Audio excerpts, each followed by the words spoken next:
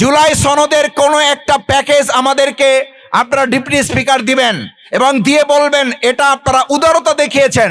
এটা আপনাদের কোনো উদারতা নয়, এটা বিরোধী দল নয়, এটা এই জনগণের অধিকার ছিল। সেই অধিকারের জায়গায় যখন আপনারা উদারতা বলেছেন, তখনই এটার প্রতি আপনারা একটা বড় ধরনের তুচ্ছ-তাচ্ছিল্যতা করেছেন।